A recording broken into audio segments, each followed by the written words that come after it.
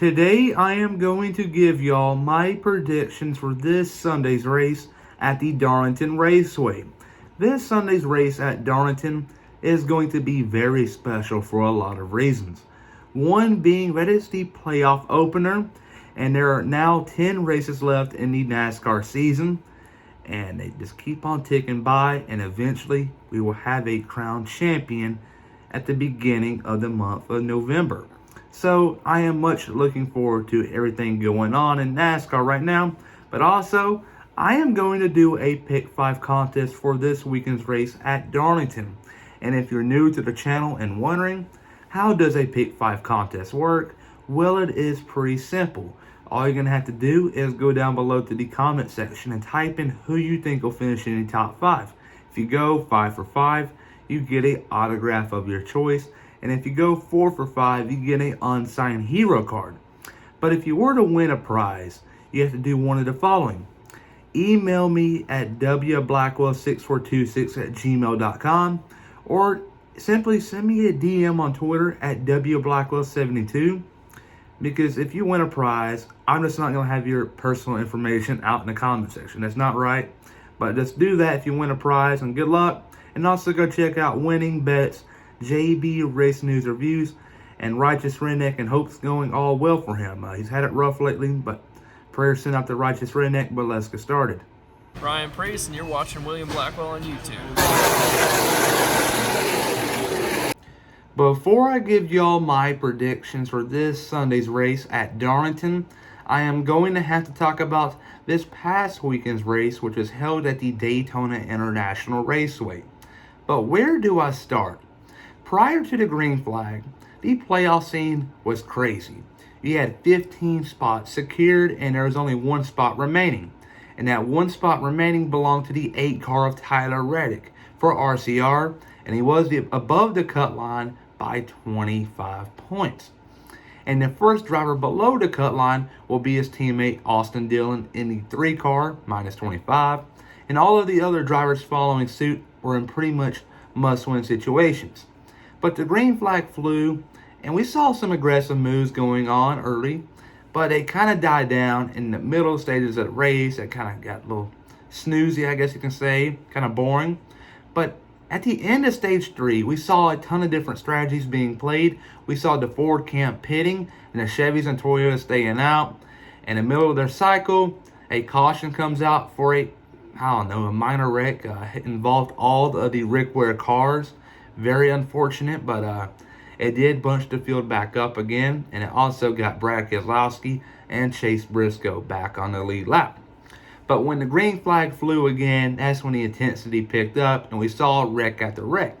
But one of them wrecks involved the 8 car of Tyler Reddick, and this was very big. Tyler Reddick when he was involved in that wreck, smoke was coming out of his car, and I thought he had a hole in his radiator because he had a big dent in his front. So I thought he was through and his championship hopes were over with. But no, that team went to work. They had a red flag. They scoped things out and came up with a game plan on how to repair it. And when the caution came back out, they repaired it and sent him back out. A lot of smoke was there still, don't get me wrong, but that smoke went away, and he continued on. But nothing that fast. He did dodge a wreck at the end to come home 5th. But at the time, Austin Dillon was going for the race win, but unfortunately, he had a battery issue, and that caused him to go to the rear a couple times.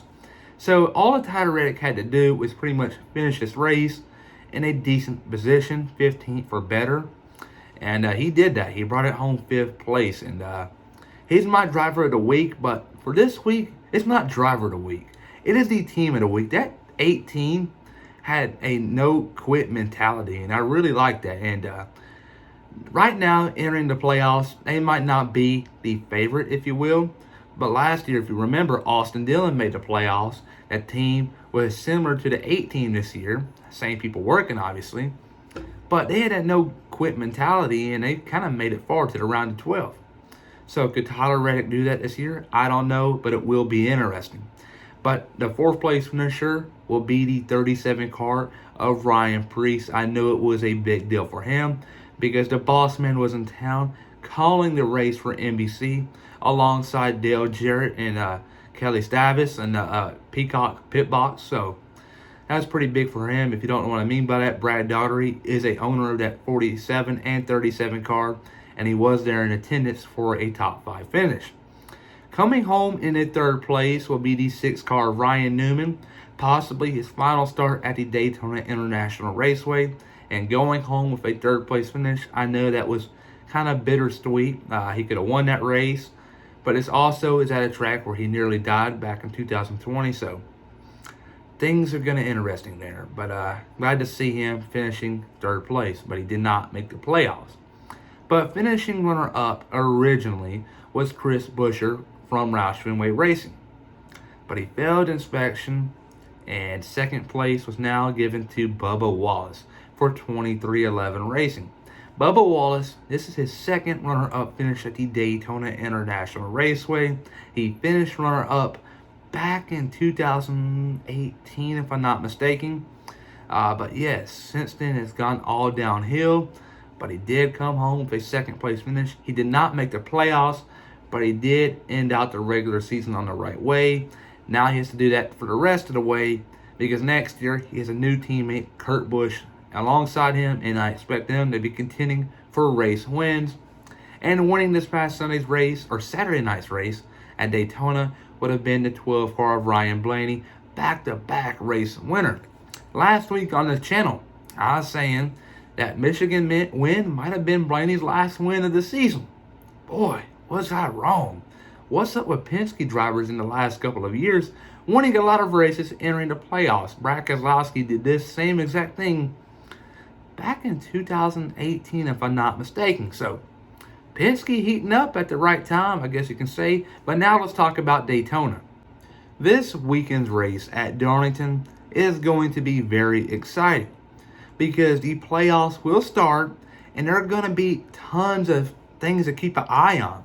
Because for one, everybody is now on pretty much an equal playing field. Kevin Harvick, Denny Hamlin, Tyler Reddick, and a couple others, Eric Almirola, they all had a season that they're going to want to forget. Almirola won Loudon, but besides that, it has been rough for him, and Harvick and Hamlin and Reddick. And they were all hoping to go to victory lane at least once or twice, and that did not happen for them at all this year, besides Almirola. But now they're on an equal playing field as drivers like Kyle Larson, Martin Truex Jr., Ryan Blaney, Kyle Busch, Kurt Busch, and so on. So it's going to be very interesting to see how they approach this weekend, because I know Denny Hamlin these last couple of weeks has been more competitive than he has been throughout the season. So could he go out there and give them a fight and go for the championship? I don't know, but this is a track Denny Hamlin is really successful at. But let's get into my top 5. But finishing the race, 5th place will be the 24 car of William Byron. William Byron, in my opinion, I know I put the video out there yesterday while you're seeing this video, but I had him getting out in a round of 12. And I think the round of 16 has a bunch of good tracks for Byron. You got Darlington, which is all right, Richmond, and then Bristol. He might win Bristol. I don't know. Time will tell. But Byron will come home 5th. Coming home 4th will be the 11 car of Denny Hamlin. Like I said just a couple moments ago, they're all on an equal playing field. And Hamlin coming home 4th, man, that would stir things up. Coming home 3rd will be the 18 car of Kyle Busch. Kyle Busch this year has been hit or miss, but he does have a couple wins to show. And he is someone to keep your eye on, and he can possibly go out there and win it all. And finishing runner-up to him will be his teammate, Martin Truex Jr. in the 19 car. Martin Truex Jr. went to Darlington in the spring and put on a clinic, and he won there. And he held off a hard-charging Kyle Larson. And talking about Kyle Larson, Young Money, he's going to get the checker flag this Sunday. And that's going to be big for him because, one, that's a big reliever.